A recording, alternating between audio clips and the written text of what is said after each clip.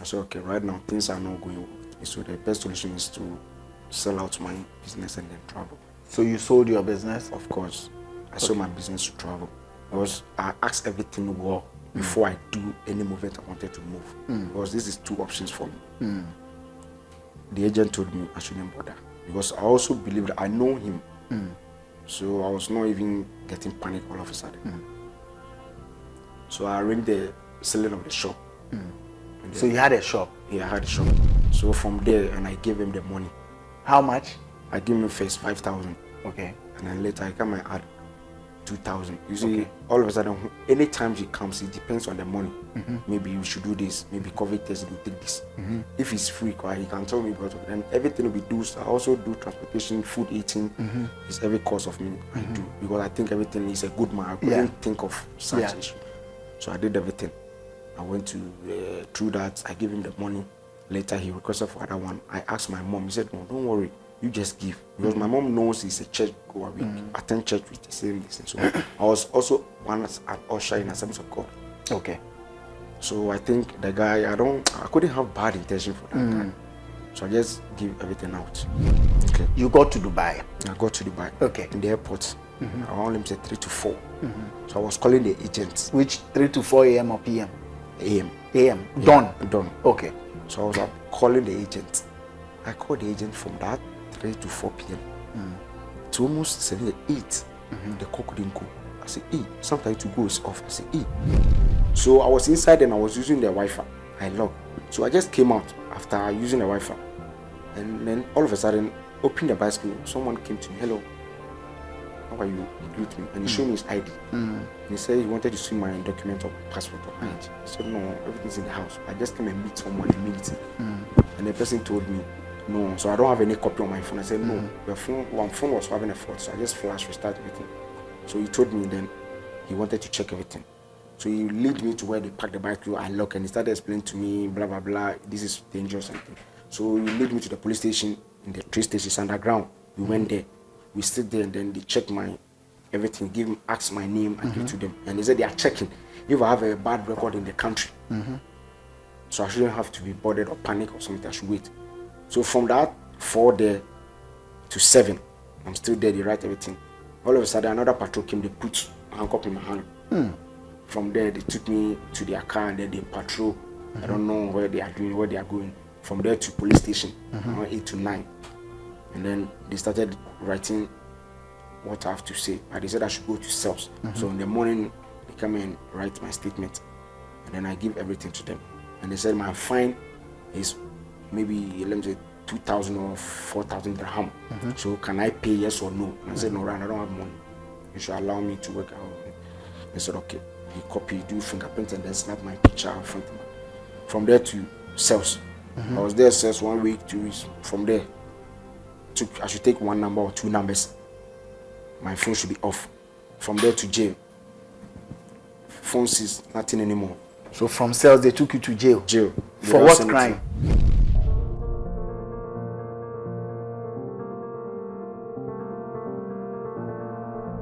Right, Vibes in 5, Ghana's first social media celeb talk show. The name Arnold Elavanyo. You can always call me, bro, you see me? Big shouts to Eddie.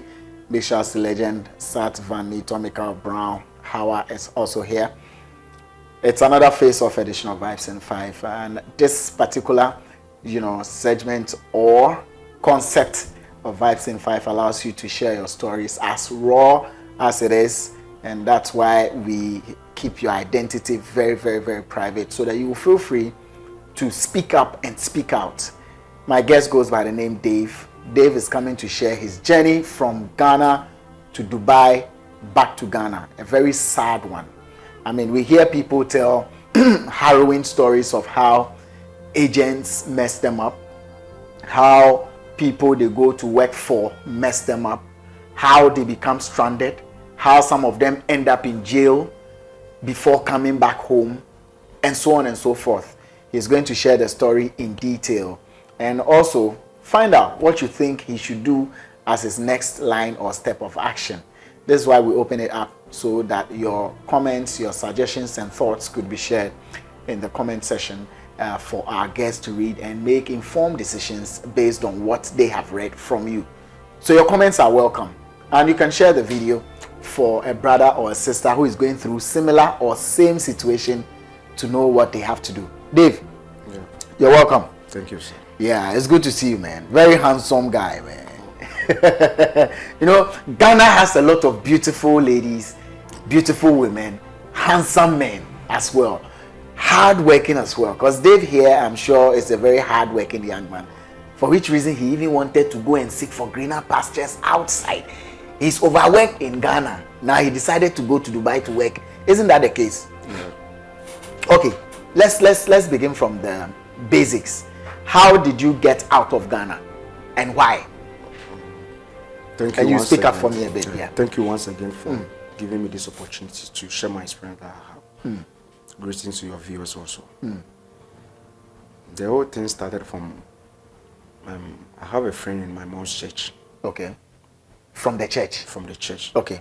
You speak up for me. Yeah. He normally comes to my shop to do his stuff. So I noticed that he helps someone to travel. Okay. So I also discussed it with him about my travel issues. And I asked him about my business. If I travel, is it going to help? I don't want to be stranded because of now situation how people are facing challenges. So what he told me, I shouldn't have a problem. So just it's all about the money. He concluded everything to me. So I also discussed everything with my mom. He should speak up, right? Okay. Give me energy. I also discussed everything with my old lady. So from there, we started talking about the business issue, about the money, how we do. I said, okay, right now things are not going well. So the best solution is to sell out my business and then travel. So you sold your business? Of course. I sold my business to travel. Because I asked everything well before I do any movement I wanted to move. Because this is two options for me. The agent told me I shouldn't bother. Because I also believe that I know him. So I was not even getting panic all of a sudden. So I arranged the selling of the shop. So you had a shop? Yeah, I had a shop. And you sold what in a shop? I sold the stuff, the shop. I sold the shop itself. Yes, you sold it. What did you use to sell in the shop? So I normally do hardware inside. Hardware? Yeah, and I sell sometimes phones and then accessories, touch screens and all stuff. Yeah. Okay. So you sold everything? Yeah. No, I removed the accessories, different opponent, and then I sold the shop to someone. To do different business. Okay. So from there, and I gave him the money. How much? I gave him first 5,000. Okay. And then later I come and add 2,000. You see, all of a sudden, anytime he comes, it depends on the money. Maybe you should do this. Maybe COVID test will take this. If it's free, he can tell me about it. And everything we do. I also do transportation, food eating. It's every course of me I do because I think everything is a good man. I couldn't think of such issue. So I did everything. I went to through that. I gave him the money. Later he requested for another one. I asked my mom. He said, "No, don't worry. You just give," because my mom knows he's a church goer. We attend church with the same thing. So I was also one as an usher in Assemblies of God. Okay. So I think the guy, I couldn't have bad intention for that guy. So I just give everything out through the process. So I was there and he called me. That was 2 weeks ago. That I should go and do some printing or photocopy about the messages sent through me. I think it was the visa. So I went and print everything. So he also called me, I should bring money, we should do some other documents for the test also. Before COVID test, yellow fever, those kind of thing. It's all about money also. So everything, he showed me the procedure I'll follow. Sometimes I go and meet him, then we go to airport to do that COVID test. So later we do the test, it bounced to the COVID test. Instead of the date I was supposed to travel, we didn't go. I said, right now the soap is also sold out. So what's the way forward now? Because I'm stranded. I don't want to be in the house. I hate staying in the house at all without doing anything. So being working and then I mess up. No, it's not going well. So I started giving pressure. He said, no, I should wait. My mom, you see the guy, I don't know, he have the vibes. It depends what he will tell me. And when he calls my mom to, the communication he's going to communicate with my mom. It's different. It's different. So bottom line, first one bounced. Of course. And then was he able to do the second one? The second one, he did it. They give me a date. Okay. So that means the COVID date, I have to go and do another one again because the date they give. So we did everything through that. And then so lucky, God being so good, we arranged everything and I was about to move. So give me the procedure when I reached at the airport. Whereby in the Dubai, he gave me a number. He said I should give me a picture of my report, everything, to showcase to the guy over there. So when I reach the airport, I should call the guy. So moving from Ghana to Dubai, straightforward. I used this airline.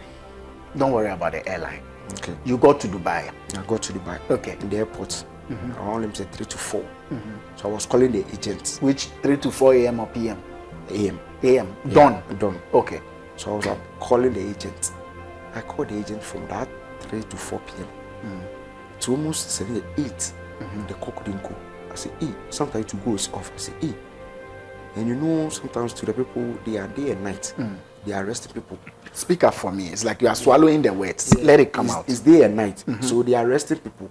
So I was afraid of the way I'm walking over there and there's a camera. Or what you did to be shown on it. Yeah. So I started walking and then following the people that are coming out where they are taking their baggage, their luggage and things. And I met one Ghana lady. I was discussing this issue with him. So he also gave me his number. If anything, I should communicate with him. Okay. So I waited and I came out from the airport. So I find a place where the taxi are and I started sitting there, assuming I'm waiting for someone. So sometimes the security will come and ask me and I was explain to them. So I waited and people are going, only me. Then I walk small, like doing a call. Almost getting to 8:20 to 9, and I see the guy pick the call.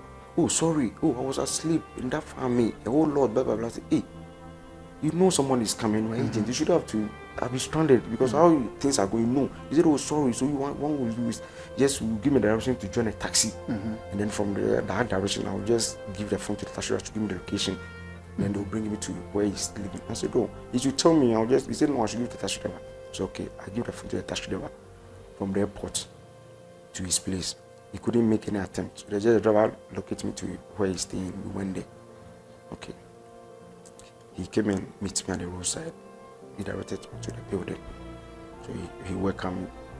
And when I was going to buy the stuffs in Ghana, food stuffs, I know he said I should buy. He's going to pay. Okay. Which area where the car took you? From the airport. What I would say is, it's somewhere like Sarja. Okay. Sarja. Because from airport to Sarja is closer. The blacks are there more with the white people. But you don't know. As a newcomer, you get to some place. Okay. So I just alighted, he picked me to the building. It's almost 16 or 17 building. It's at the top. So first time getting to Dubai and then his area. So I went to the room, he welcomed me, we discussed everything. So from there, I couldn't just want to rush. I also had a patient. Then I started discussing, communicating with him about he also being in Ghana, he was living in Pig Farm. And so I also live in Pig Farm. He looks familiar to me, blah, blah, blah. So 2 days time, and I said, okay, please, I came for this situation. I came. So what's the process? I wanted to know. So sometimes when he's going out, he will lock me inside the room. Sometimes he will tell me I should wear this, then I should follow him to maybe mall. We'll cross the road. It's a corner. It's not. We get to the mall. We use a lift. Then he'll be giving me vibes as if electric coming to Dubai. They'll be showing him. So everything is in my hand. I'm just quiet. Just what the purpose like came there for. Just, so we patrolled the mall. Then we came back. 4 days. Now I'm getting pissed off. Being in the room, not doing anything. If you ask question today, the agent will come. I spoke to the agent. Sometimes he can go out, you lock me in the room. I shouldn't go anywhere, I should wait. He's going to do 1 or 2, you come back. To the extent that I'm seeing that this guy, the girl that I met at the airport, told me I should call him. He wanted to meet me so that if any communication we have or take me outside. I called the girl and the girl said I should meet him. I said that. And I'm giving the girl location to come and meet me in the building. The guy said, no, he doesn't want to see anybody. He doesn't need visitors. Nobody know. He doesn't want problem. Oh, here, there, I don't know. Blah, blah, blah. I said, hey, okay, I'm the one going out to meet the person. He said, no, I shouldn't go anywhere. Dubai is dangerous. I said, no, if Dubai is dangerous, this one can't happen. I'm not a criminal. I've not done anything wrong. He said, no, he doesn't want that. Not true. He have his own intention. Me, I don't know anything. So I just leave everything. Yeah, so let's move to the major thing since we're working with time. So from there he moved me. He said almost 1 week to 2 weeks, and then he talks to the company. The company, I think it was Nigeria guy he communicated with, is the same agents that work they do. So Nigeria guy came the day he told me he's coming. He couldn't come in that day. He came to the following day in the evening around 5 to 6. They came to pick me. And then he started advising me. Before the car picked with the white people, 2 white people and then 1 black man. And then the one white man dropped. They left the Nigerian guy in front and then the white man. And there's another black guy beside me. He's also Nigerian, but I don't know him. So they took us from there, like let me say from Accra here to maybe somewhere Suhum Road. So we reached at the company. When we reached there, I was holding my luggage, everything. And then we went to the office, introduced, and then they said, what they just put in front of me is a document I should sign. So the other guy went and signed. Not so he has been there before. Me, I don't know, because I couldn't talk to him. So me, before I was signing, I have to take the paper and then read. When I started reading the thing, I make fast to reach at the downstairs. You know, the white man told me, "Well, I'm late, I'm closing. Make fast and sign." And I said, "No, I can't sign something I don't know. I have to follow the procedure." He said, "No, we don't do that. Then I should take my bag and go." I said, "Oh, how?" And the agent was also there, the Nigerian man, because the Ghana guy left there that time they took me. So he said I shouldn't follow, I shouldn't say anything. I should sign and actually follow the procedure and everything.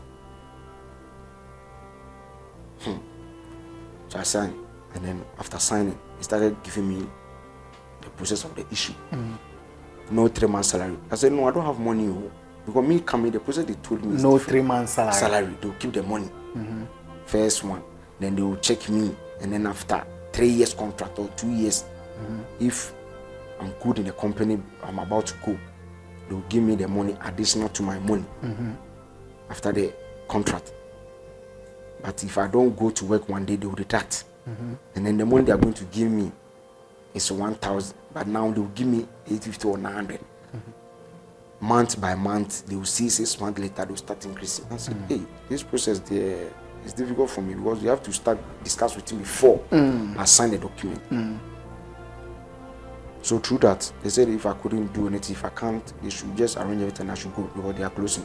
That time it's almost 8 to 9 and I don't have anywhere going. And where we are going to is back. They will not take you away. That's what they do, it's a plan. The Nigerian guy too, you can't talk. They don't want you to talk to anybody. They don't want you to talk to anyone. The guy cries, he's doing like he doesn't know anything over there. I don't know what they talk to me because he won the car first before he came and picked me. So I couldn't talk to anybody. I just accepted it and then they took my bag and then we went to the accommodation. The company has a building for the staffs. Right. So we went from there to maybe Suhum, let me say Suhum or Sahum village somewhere. I went there. When I made it, took me in the night. We went around almost 11 to 12. And then they were asking for where Nigeria and then the black building. So the building they are almost maybe is bed 1 and 2. 1 and 2. Bed, yeah, like student mattress. So they put me, they say so like Ghana people are there. So they put me where Ghana is. In the room. And they see they put Wi-Fi, you pay. I don't have those money and those things. So when I entered into them, not true, the Ghana people started complaining, no Ghanaians, some are fighting, some are going. So they give me the brief about how things are going. And when I see the area, it's very bad. They couldn't tell me. The companies, they call that area, they call it Kachra. Kachra. In their language, I really like dirty thing, Kachra. So when they start speaking, I say, "Hey, their bathroom dirty, they smoke anyhow." You don't like smoking, but you've been in their midst, so you're involved in those things. Their bathroom, everything is rough. And the people there is like, I don't know, like they take people from villages, from countries, and then they bring them. So if you're not wise up, you'll be in those mess. So me, I started realizing some other things, experiencing something. I said, no throwing before leaving here. Me, my document was 1 month. I see the thing, that time to when I see my visa, 1 month visa they gave me. That time the money was already gone. The agent to tell me he has used the money to do your visa. So me, I just keep quiet. I know moving, everything will be well so that I can organize myself for. It's not the way I was thinking. Everything went and mess up. So they gave you how many months visa? 1 month visa. 1 month visa. Instead of 3 months. Instead of 3 months. They discuss everything with them. 1 month visa. Hey, 1 month visa. I spend this thing in the house before moving to there. And the company to over there, they have to study you if 3 months are. They can use 2 months or 3 months. That 3 months you brought. Because maybe without 3 months, they have some days making 4 months. So what were the difficult times you went through? Let's get those ones. Difficult. From there we when start you got the work and then the difficult moments. We start. They will pick me. They have a bus. Done 3:30 to 4. We go. We run shift. They have companies like school. The company I entered was about cleaning, but I was not suspecting about doing that. Cleaning. Cleaning. And then you go to police station also, civil defense, and the government schools. So he started taking me around 3:34. We come home around sometimes 6. Sometimes they can tell you part-time when you close, they'll give you money. You go to part-time, we come, they don't give out money. They can tell you add to your salary monthly. And when it's not coming, nothing. But the beginning, what they discuss with you is all. And they know where the company is an area like Kachira area, like village, some how they usually you don't know anything. So yeah. Things are messed up over there. Ghanaians are there, and you know those. It's a whole lot. So it's a difficult. I was stressed. I don't know how to call. So just people will make call. I'll beg them to chat or find number to say. And the Wi-Fi, no calling. You don't have anything unless the company do everything for you. So everything has been kept. Did they? They seized my passport. They seized your passport. Yeah, unless after everything you are going for the. So your visa expired. It expired. And what happened after? My visa expired. So I just take a decision. A plan like telling them my wife is getting pregnant, so he's going to give birth. So they should just process me. I can't stay anymore. I want to go Ghana back. And right now I've signed a document. They will not allow you. So you have to create something. Because our thing was messed over there. So just to get my passport, the most important thing. So I talked to them today, tomorrow. Not your people to are creating confusion over there, but me, I don't know. Because if you tell the company owner, the drivers to take you to their office, they'll be touching you also. So I just create this. So they couldn't allow me. The white man, what they told me, I should wait. They'll bring it. So I started making confusion in the building. And then they brought it in the evening. And then they put me that I should report to my neighbors or my colleague that they are transferring me to different company accommodation. So I shouldn't bother or I shouldn't tell them this. That's what the white man told me. So he took me to a roadside and then he take a picture, we snap a picture to send to the office. And then he gave me a password and give me a direction where I should pass and then go from there. And I shouldn't tell anybody that this is the situation. And I said, okay. So me, I thank God that this is what has happened. So I just joined a car from there. He gave me 100 dirham. So I moved a car from there, I joined a taxi. So I went and meet one guy. The taxi I took it was one Ghana guy. And he gave me one Ghana guy to communicate. He's also an agent. From there, they called some place, Saja International School or something over there. It's far from there, but it's around. But you don't know the detention also rewind me. Hey, Charlie, the money now can mix. It's too much. And we went and reached even the location that they gave me is almost 12. From there, the person also couldn't come out. From there, that agent also fraud me. Now I have to pay money before he find a job for me. And it's also accommodation because the building I'm staying also is paying money. And I went and meet the same Ghana people stranded like me from other company to the same location. Over there. Stranded. In one small building, your hair is even big. Ghana people like almost 25. And the one small building, the bed, the way we used to sleep, we squeeze ourselves. You are looking for sympathy. So what will you do? Now the agent should come there in almost 1 month. You call the person, you tell them I'm coming tomorrow, I'm coming this day, up to 3 months. 2 weeks, he will never come. It depends. He's also having his round. Before the guy came, now he's also bringing different Ghana people again. He's bringing another set of people to come and add to the people already in the room. So me, when I was in that building, I see one Ghana girl. Sometimes they do that prostitution and some stuff. So I met one woman and I communicated with him. I'm begging him, I'm looking for a job. So if he can assist me, right now everything is messed up with my visa. So he should help me so that by day what I can do. And you know the situation, you can't do any work unless the person cover you with some things.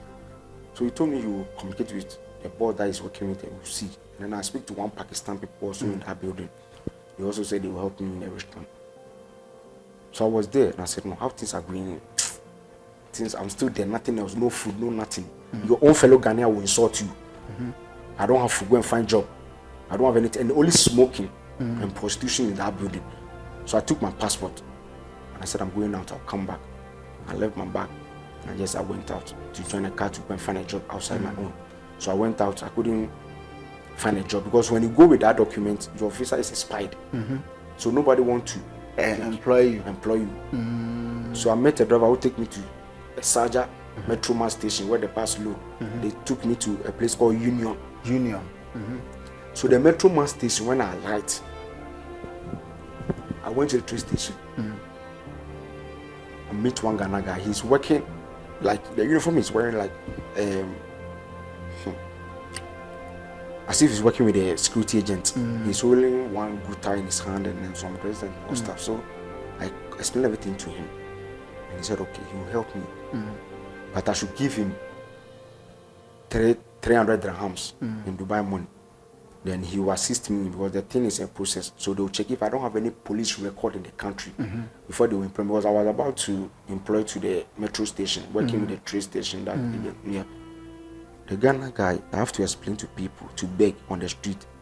Because right now I don't have anywhere to spend. I told him he should even keep my bag and then let me hang around in his building. Or he should find, if he knows someone, then I will sleep and then rest and then a whole lot.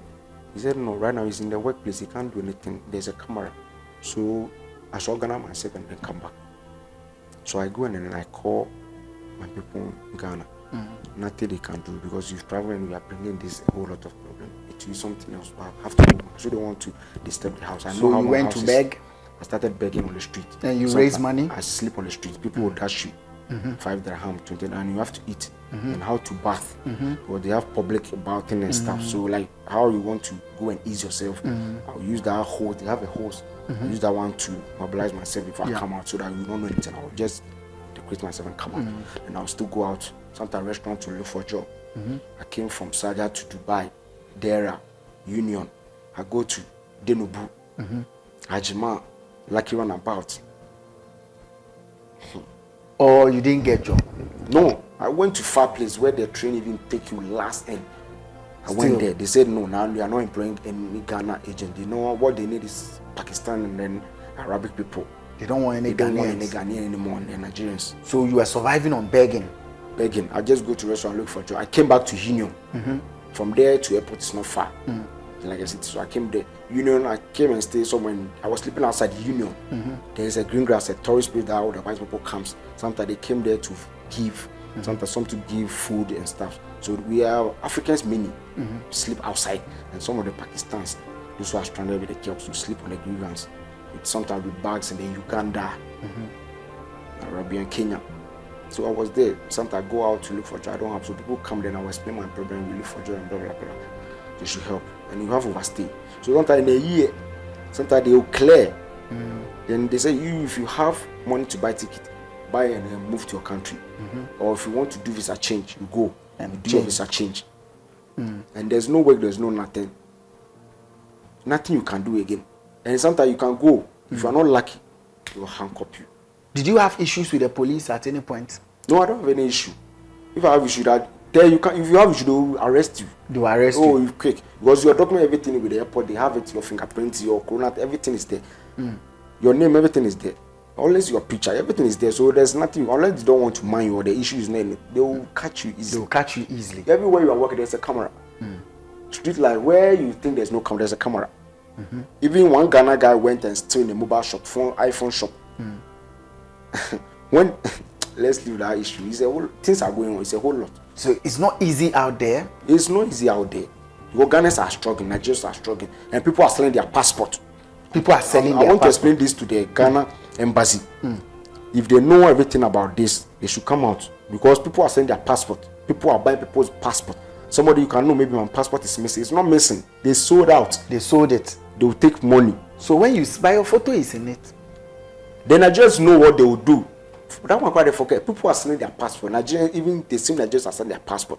Me, I met one Egyptian Emirates ID with almost 1.5 or 2 years. I took it to the police station at Union when I was sleeping to explain. I met with a bank ID and a whole stuff. I don't want to commit. So I took the police station. Even when I took it there, I was in overstay.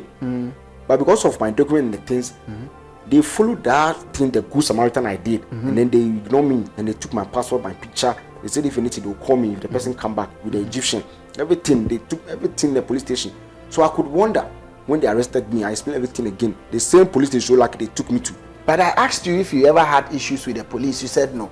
You were arrested at a point.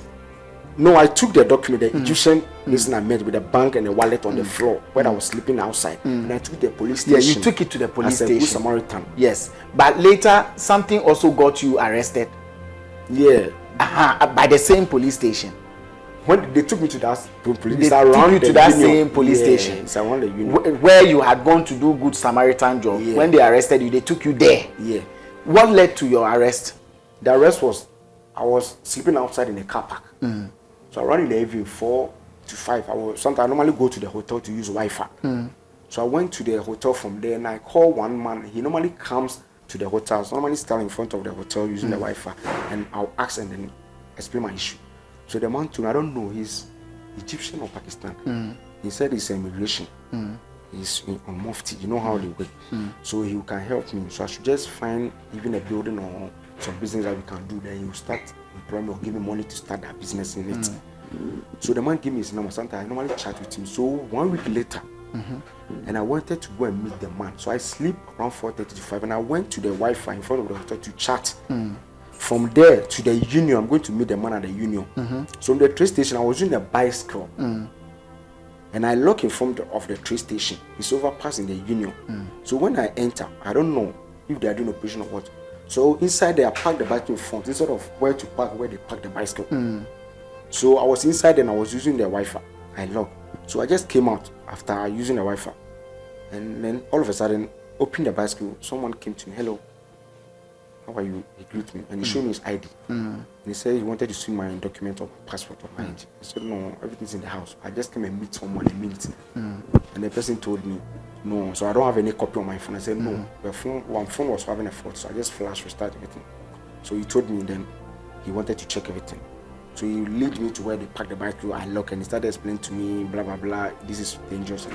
So he led me to the police station. In the train station, it's underground. We went there.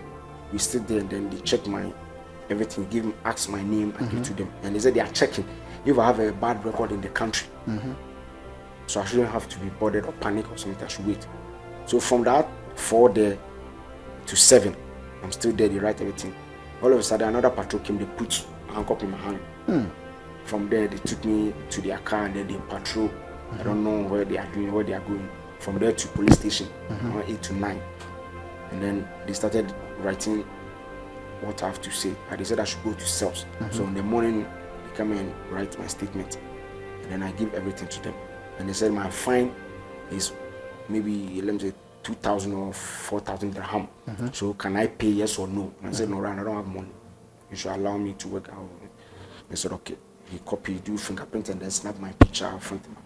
From there to Celebs.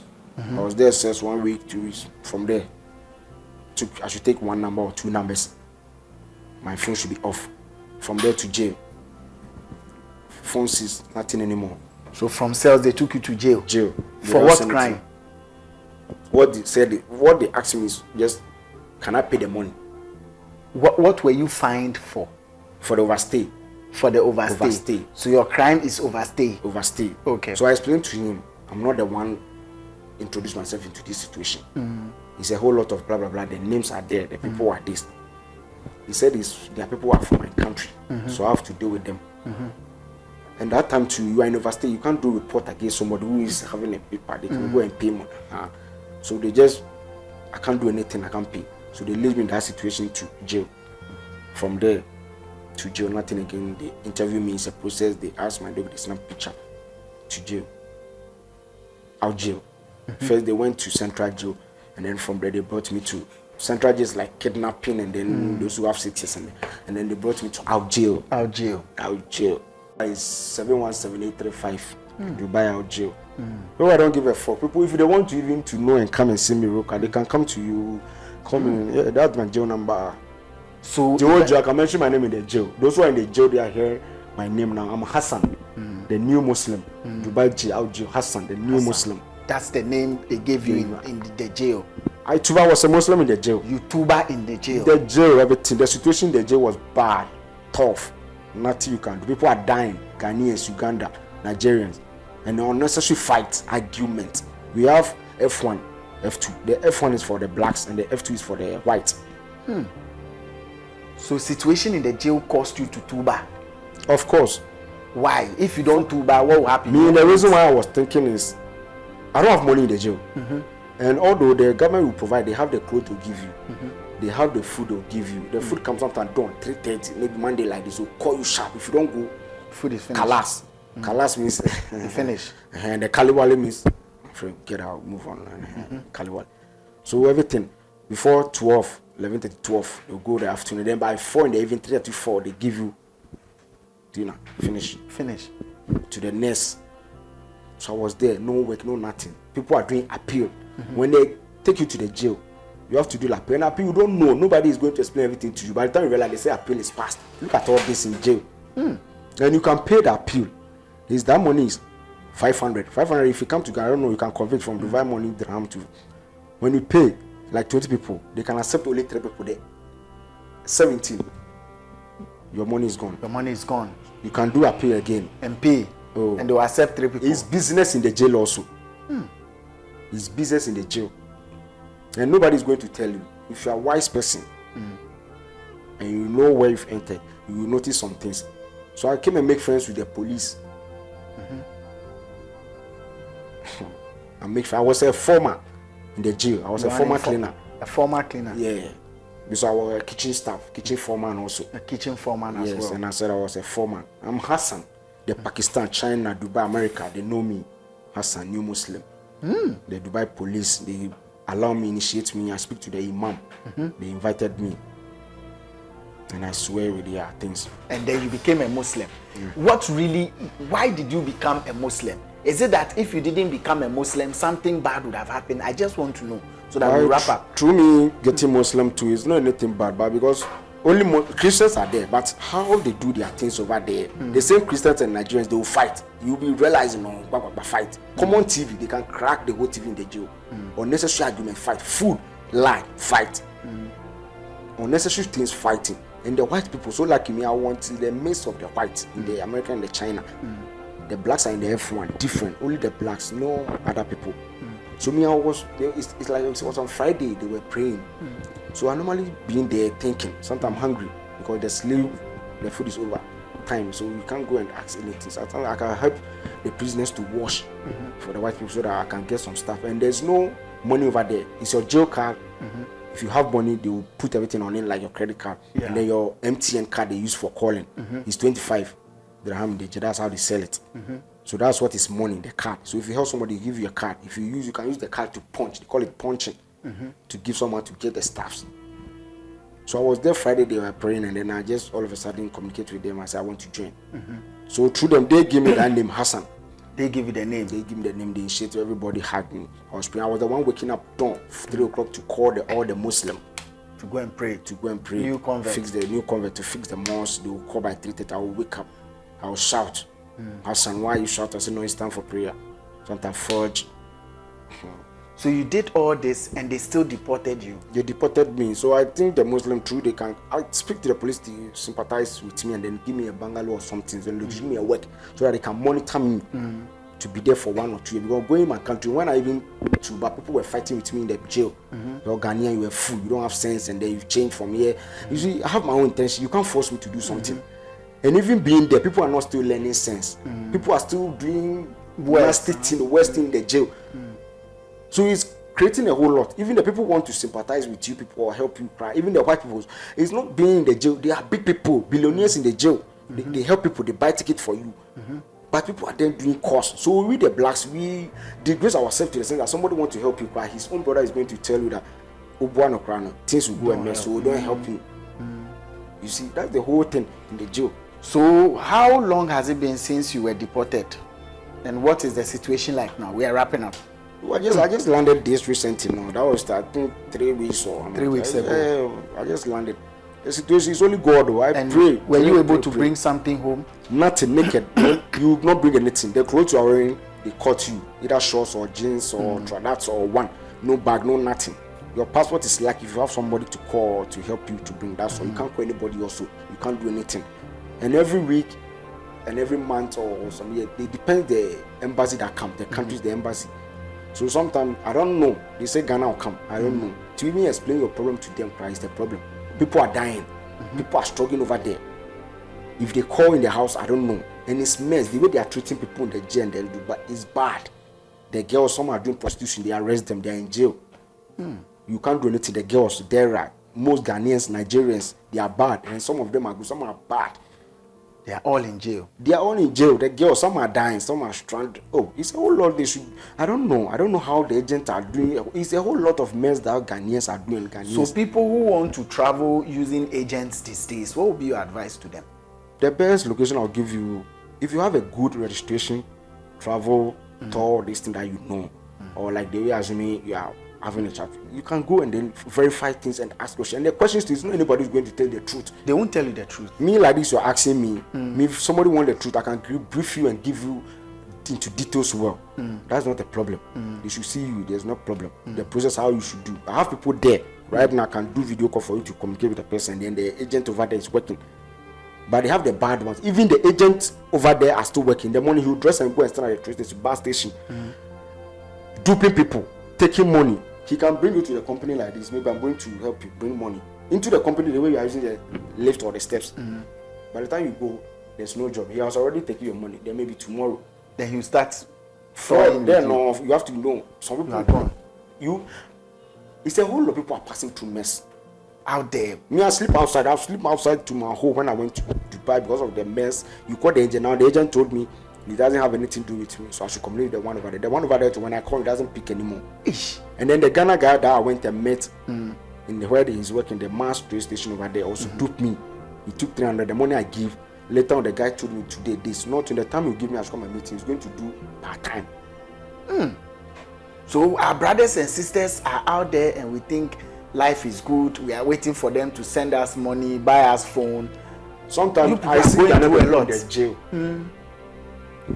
I ask him, then do or arrange yourself and organize and come to Ghana. Some are there in 3-4 years. They say they will not come to Ghana. Why? Ghana people, Nigeria. Why? He said disgrace is a shame. It's a shame because if you come back, everything is mess. And why are you coming? Yes. They call one guy in jail, out jail. Those who have been there before, they call him Osofu, pastor Osofu. He's a slim. He doesn't eat. He's like somebody who has an ace. He said he prays. It's a prophecy, and he's dying over there too. But he's dying. He doesn't want to come home. Even the commander and the police over there, the captain, they sent to come and call that guy Osofu, F1. He's F1 black in Dubai out jail. He said they should go and tell the captain that when it's ready, the Holy Spirit will direct him to come and see the guy. Oh, people were saying the guy is mad. It's possible. He eat and do everything. You see him. He dress. He can come to you and preach to you, and then later you ask you, Charlie, mommy, Indomie and something. He'll be asking you squash and drink. Ow. So the disgrace, the stigma of coming back home empty-handed is serious, eh? It's serious. Me, right now, I'm hopeless. Right now, I'm looking for help. Hopeless, yeah. Actually. I'm looking for help. Right now, I don't have any money. I don't have anywhere to go. My job is sold and everything. If people want to see me, I'm here, real. Just because of scripture reasons, and then maybe you'll be traveling again. So that's why I have my fees. It's not anything. I can give you names. I can give you videos. Then you verify. People will tell you about who I am, where I was sleeping. Nigerians are selling drink on the street. Ghanaians are selling drink on the street. It's a secret. It's haram. That's what they call it. If they arrest you, you are dead. People they do it. Yes, people are in overstate doing that business. Drink. The most important cheap business they do over there is drink. Red Horse, vodka, Alfonso, Old Monk, Union. They have Ghana people, they don't work. They will go to pit and then they call it pit. Pit, where they said that they call it pit. That's how Nigeria pit. Yeah. So like a car park in the night, they go and find a place, then they'll be standing in the street waiting. In the night, you wear cap as if he's the owner of the car park or doing some nothing. He's selling drink, and they'll put blocks. Sometimes he puts in his own apartment in the fridge. Then in the night, he'll bring it and be selling. People know. You see a Muslim Christian holding mat from church. You holding him out. When he reach there, you take the can, put it inside and swallow, go in.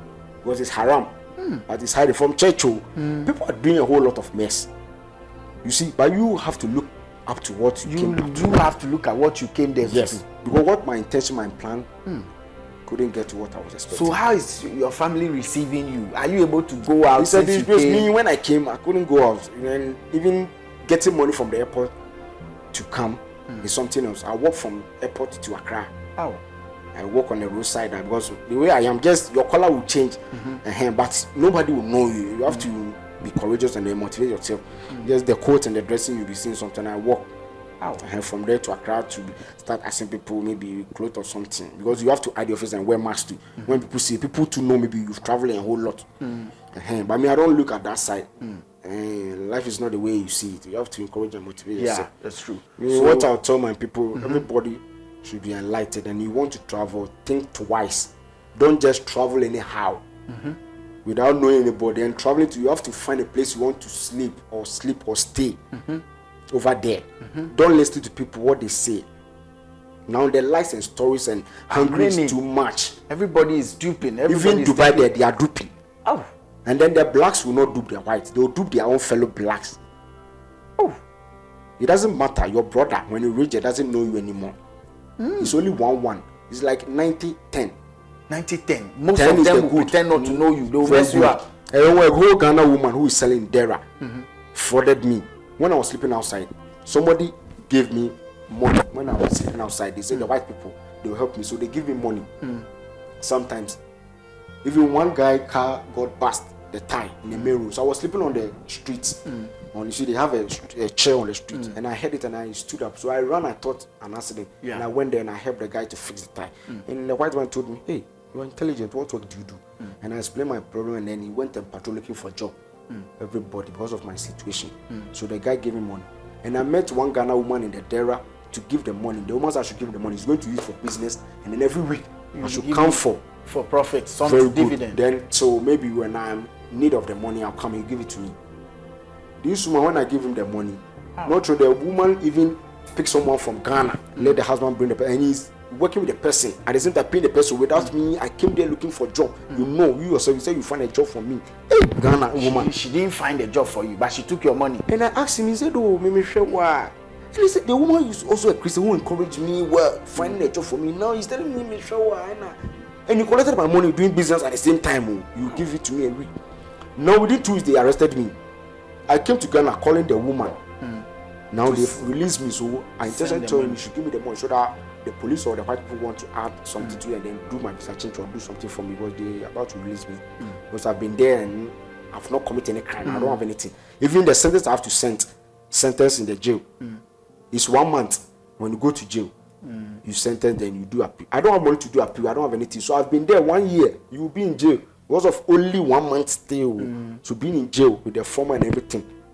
To me, the whole thing I called the woman. What the woman was telling me is, me cry, he was looking for me to give me the money, but it's a whole lot of blah blah blah, and then he cry, So bottom line, you didn't get the money. He couldn't give me the money.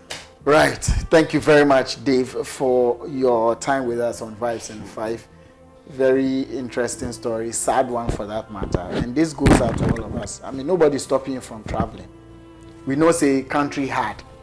Our uncle has made things difficult. We know.